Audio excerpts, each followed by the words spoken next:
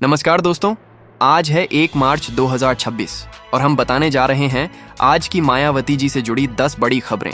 लेकिन आज की सबसे बड़ी खबर यह है कि राहुल गांधी ने मायावती के लिए कह दी बड़ी बात, जिससे सियासत में हड़कंप मच गया। अब राहुल गांधी ने क्या कहा है, इसकी जानकारी आपको वीडियो के अंत में पता चलेगी, तो इसलिए वीडियो को पूरा देखें। और अगर आप चैनल पर नए हैं और हर रोज मायावती जी से जुड़ी खबरें सुनना चाहते हैं तो अभी चैनल को सब्सक्राइब कर लीजिए। तो अब शुरू करते हैं। पहली खबर, 1 मार्च 2026 को बहुजन समाज पार्टी की राष्ट्रीय अध्यक्ष मायावती ने एक बार फिर साफ शब्दों में यह घोषणा की कि 2027 के उत्तर प्रदेश विधानसभा चुनाव में उनकी पार्टी किसी भी बड़े राजनीतिक दल के साथ गठबंधन नहीं करेगी।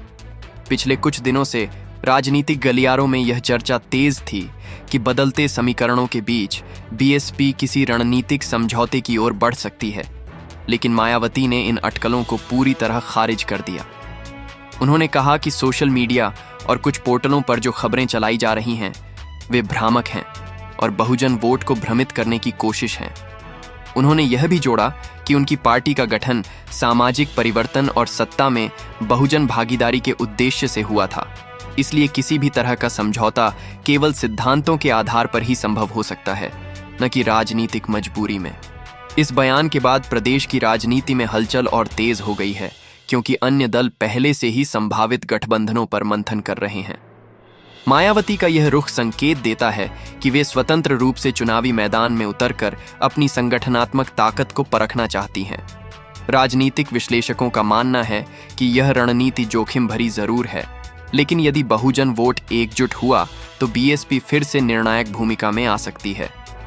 दूसरी बड़ी खबर, हाल ही में लखनऊ में आयोजित पार्टी की विस्तृत समीक्षा बैठक में बहुजन समाज पार्टी के संगठनात्मक ढांचे को लेकर गंभीर चर्चा हुई।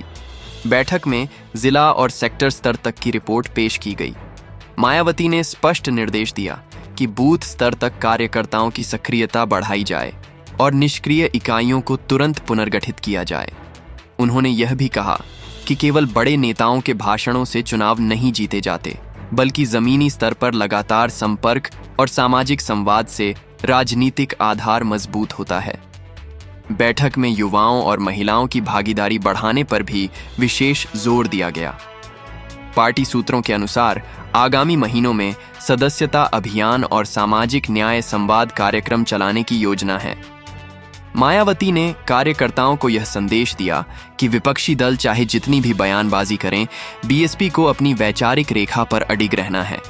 उन्होंने खास तौर पर यह कहा कि दलित, पिछड़े, अति पिछड़े और अल्पसंख्यक समाज के बीच पार्टी की पकड़ दोबारा मजबूत करना ही प्राथमिक लक्ष्य होना चाहिए। यह बैठक इसलिए भी महत्वपूर्ण मानी जा रही है क्योंकि 2024 लोकसभा चुनाव के बाद प्रदेश में राजनीतिक समीकरण बदले हैं और हर दल अपने संगठन को नए सिरे से तैयार कर रहा है। तीसरी बड़ी खबर, समाजवादी पार्टी द्वारा 15 मार्च को मान्यवर कांशीराम की जयंती को पीडीए दिवस के रूप में मनाने की घोषणा पर मायावती ने कड़ी आपत्ति जताई है। उन्होंने कहा कि यह कदम बहुजन आंदोलन की मूल भावना को राजनीतिक लाभ के लिए इस्तेमाल करने की कोशिश है। समाजवादी पार्टी पर निशाना साधते हुए उन्होंने आरोप लगाया कि जिन दलों ने अतीत में बहुजन समाज को वास्तविक प्रतिनिधित्व नहीं दिया, वे आज प्रतीकात्मक आयोजनों के माध्यम से समर्थन हासिल करना चाहते हैं। उन्होंने बिना नाम लिए अखिलेश यादव की नेतृत्व शैली पर भी सवाल उठाए और कहा कि केवल घोषणाओं से सामाजिक न्याय स्थापित नहीं होता, उसके लिए ठोस नीतिगत फैसले जरूरी होते हैं। इस बयान के बाद सपा की ओर से भी प्रतिक्रिया आई, जिसमें कहा गया कि उनका उद्देश्य सामाजिक एकता को मजबूत करना है, लेकिन राजनीतिक जानकारों का मानना है कि यह विवाद आने वाले चुनावी संघर्ष का संकेत है, जिसमें बहुजन और पिछड़ा वोट बैंक निर्णायक साबित हो सकता है। मायावती ने अपने बयान में यह भी स्पष्ट किया कि कांशीराम की विचारधारा का वास्तविक उत्तराधिकार केवल बीएसपी के पास है और कोई भी दल उसे राजनीतिक प्रतीक के रूप में इस्तेमाल नहीं कर सकता। चौथी बड़ी खबर, प्रदेश की कानून व्यवस्था और सामाजिक माहौल को लेकर भी मायावती ने चिंता व्यक्त की है। उन्होंने कहा कि वर्तमान सरकार को प्रशासनिक सख्ती के साथ साथ सामाजिक समरसता पर भी ध्यान देना चाहिए। बिना सीधे टकराव के उन्होंने संकेत दिया कि सत्ता पक्ष, विशेषकर भारतीय जनता पार्टी, को विकास और रोजगार के मुद्दों पर अधिक फोकस करना चाहिए। उनका कहना है कि जाति और धर्म आधारित ध्रुवीकरण से लोकतांत्रिक व्यवस्था कमजोर होती है और वास्तविक समस्याएं पीछे छूट जाती हैं। उन्होंने यह भी कहा कि महंगाई, बेरोजगारी और शिक्षा की चुनौतियां आम जनता के सामने सबसे बड़ी चिंता हैं, लेकिन राजनीतिक बहस अक्सर भावनात्मक मुद्दों पर केंद्रित हो जाती है। मायावती ने अपने कार्यकर्ताओं को निर्देश दिया कि वे जनता के बीच जाकर स्थानीय समस्याओं को उठाएं और वैकल्पिक नीति सुझाव तैयार करें। यह रणनीति संकेत देती है कि बीएसपी केवल आरोप प्रत्यारोप की राजनीति नहीं करना चाहती, बल्कि खुद को एक नीतिगत विकल्प के रूप में प्रस्तुत करना चाहती है। राजनीतिक विश्लेषकों का मानना है कि यदि पार्टी जमीनी मुद्दों पर सक्रिय अभियान चलाती है तो वह शहरी और ग्रामीण दोनों वर्गों में फिर से जगह बना सकती है। 5वीं बड़ी खबर 1 मार्च 2026 की राजनीतिक स्थिति में उत्तर प्रदेश की सियासत लगातार बदलाव के द्वार से गुजर रही है और मायावती की सक्रियता ने इसमें नई ऊर्जा भर दी है। पिछले कुछ महीनों में उन्होंने कई बार प्रेस बयान जारी कर स्पष्ट किया है कि बीएसपी किसी भी तरह की अंदरूनी कमजोरी को दूर कर रही है। पार्टी के भीतर अनुशासन और समर्पण को सर्वोच्च प्राथमिकता दी जा रही है। सूत्रों के मुताबिक आने वाले समय में प्रदेश के विभिन्न मंडलों में बड़ी जनसभाओं की रूपरेखा तैयार की जा रही है, जहां सामाजिक न्याय, संविधान की रक्षा और आर्थिक अवसरों की समानता जैसे मुद्दों को केंद्र में रखा जाएगा। मायावती का यह भी मानना है कि बहुजन राजनीति को केवल भावनात्मक अपील से आगे बढ़ाकर आर्थिक सशक्तिकरण की दिशा में ले जाना होगा। उन्होंने यह संकेत दिया है कि पार्टी युवाओं के लिए विशेष कार्यक्रम और नेतृत्व प्रशिक्षण सत्र आयोजित करेगी। राजनीतिक पर्यवेक्षकों का आकलन है कि यदि बीएसपी संगठनात्मक मजबूती और वैचारिक स्पष्टता के साथ आगे बढ़ती है तो 2027 का चुनाव त्रिकोणीय मुकाबले में बदल सकता है। इस समय मायावती का हर बयान और हर रणनीतिक कदम प्रदेश की राजनीति में व्यापक चर्चा का विषय बना हुआ है और यही वजह है कि 1 मार्च 2026 को वे फिर से राजनीतिक विमर्श के केंद्र में हैं। 6ठी बड़ी खबर 1 मार्च 2026 को जारी एक बयान में मायावती ने आगामी चुनावों की निष्पक्षता को लेकर भी अपनी चिंता जाहिर की और कहा कि लोकतंत्र की मजबूती के लिए चुनाव प्रक्रिया पूरी तरह पारदर्शी होनी चाहिए। उन्होंने अप्रत्यक्ष रूप से प्रशासनिक मशीनरी की निष्पक्ष भूमिका पर जोर देते हुए कहा कि सभी राजनीतिक दलों को समान अवसर मिलना लोकतांत्रिक व्यवस्था की बुनियाद है। इसी संदर्भ में उन्होंने इलेक्शन कमीशन ऑफ इंडिया से अपेक्षा जताई कि वह आगामी चुनावों में आचार संहिता के पालन को लेकर सख्ती बरते और धन बल प्रभाव को रोकने के लिए विशेष निगरानी तंत्र विकसित करे। उन्होंने कहा कि यदि चुनावी प्रक्रिया पर जनता का भरोसा कमजोर होता है तो लोकतंत्र की आत्मा आहत होती है।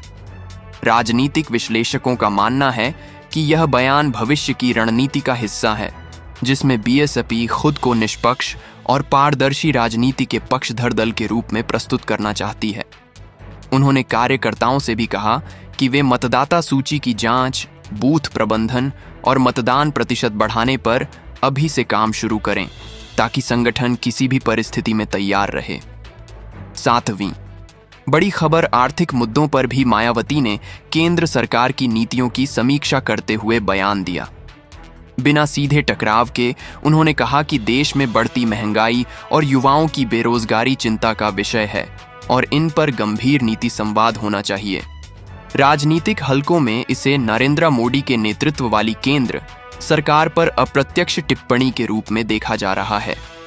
उन्होंने कहा कि आर्थिक विकास का लाभ तभी सार्थक है जब उसका प्रभाव समाज के सबसे निचले तबके तक पहुंचे। उन्होंने यह भी जोड़ा कि छोटे व्यापारी, ग्रामीण कारीगर और असंगठित क्षेत्र के मजदूरों को विशेष राहत पैकेज और रोजगार आधारित योजनाओं की आवश्यकता है। उनके बयान के बाद राजनीतिक बहस तेज हो गई क्योंकि विपक्षी दल पहले से ही महंगाई को बड़ा मुद्दा बना रहे हैं। विशेषज्ञों का मानना है कि मायावती आर्थिक न्याय के मुद्दे को बहुजन राजनीति से जोड़कर एक व्यापक सामाजिक गठजोड़ तैयार करने की कोशिश कर रही हैं। 8वीं बड़ी खबर प्रदेश स्तर पर कानून व्यवस्था और प्रशासनिक फैसलों को लेकर भी उन्होंने टिप्पणी की।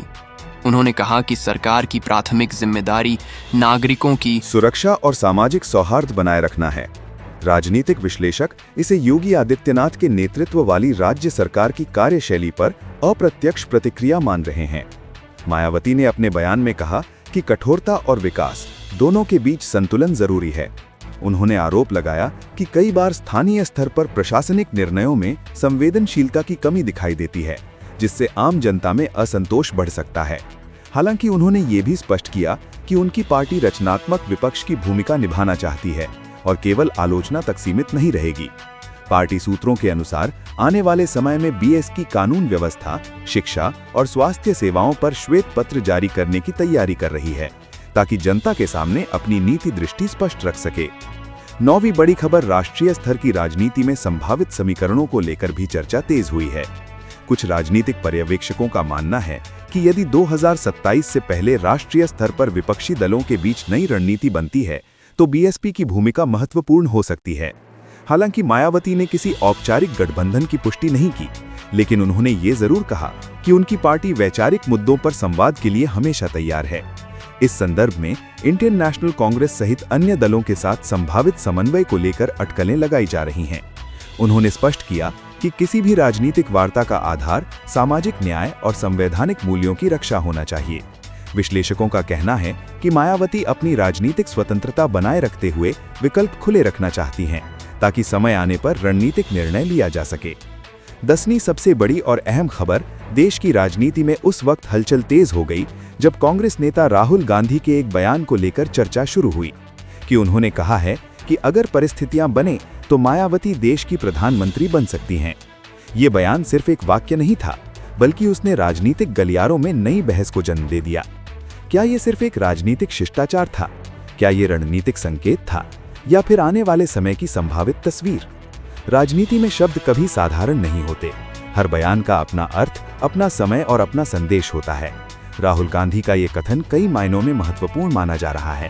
पहली बात, ये बयान उस समय आया जब राष्ट्रीय स्तर पर विपक्षी एकजुटता की चर्चाएं समय समय पर उठती रही हैं। दूसरी बात, मायावती जैसी नेता जिनकी अपनी मजबूत सामाजिक और राजनीतिक पृष्ठभूमि है, उनके लिए इस तरह का समर्थन संकेत देता है कि राष्ट्रीय राजनीति में उनकी भूमिका को नजरअंदाज नहीं किया जा सकता। मायावती 4 बार उत्तर प्रदेश की मुख्यमंत्री रह चुकी हैं।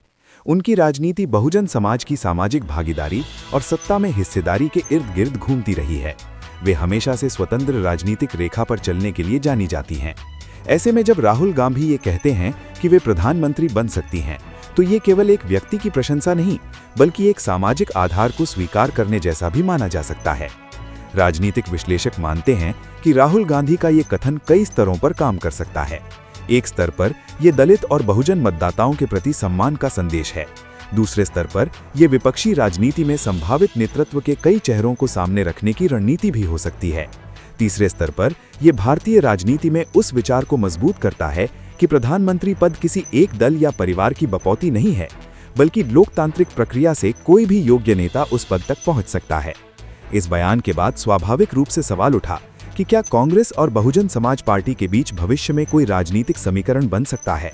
हालांकि मायावती ने हमेशा अपनी पार्टी की स्वतंत्र नीति पर जोर दिया है, लेकिन राजनीति में संभावनाओं के दरवाजे कभी पूरी तरह बंद नहीं होते। राहुल गांधी का ये कथन उन दरवाजों को खुला रखने जैसा भी माना जा सकता है। मायावती की राजनीतिक यात्रा संघर्ष से भरी रही है। एक साधारण पृष्ठभूमि से निकलकर देश के सबसे बड़े राज्य की मुख्यमंत्री बनना और फिर राष्ट्रीय स्तर पर प्रभावशाली पहचान बनाना अपने आप में एक बड़ी उपलब्धि है। उनके समर्थकों का मानना है कि यदि सामाजिक न्याय की राजनीति को राष्ट्रीय स्तर पर व्यापक समर्थन मिले तो वे प्रधानमंत्री पद की दावेदार हो सकती हैं। राहुल गांधी का बयान इसी सोच को एक वैधता देता हुआ दिखाई देता है। राजनीति में प्रतीकात्मकता भी बहुत महत्वपूर्ण होती है। जब एक राष्ट्रीय दल का प्रमुख नेता किसी दूसरे दल की नेता को प्रधानमंत्री पद के योग्य बताता है, तो ये एक तरह से राजनीतिक संवाद का विस्तार होता है। इससे ये संकेत भी जाता है कि भविष्य की राजनीति केवल टकराव पर नहीं, बल्कि सहयोग की संभावनाओं पर भी आधारित हो सकती है। हालांकि इस बयान पर प्रतिक्रियाएं भी आईं। कुछ राजनीतिक दलों ने इसे विपक्ष की रणनीति बताया, तो कुछ ने इसे वास्तविक संभावना के रूप में देखा। सत्ता पक्ष के कुछ नेताओं ने इसे विपक्ष की कंफ्यूजन पॉलिटिक्स कहा, जबकि विपक्षी खेमे में इसे समावेशी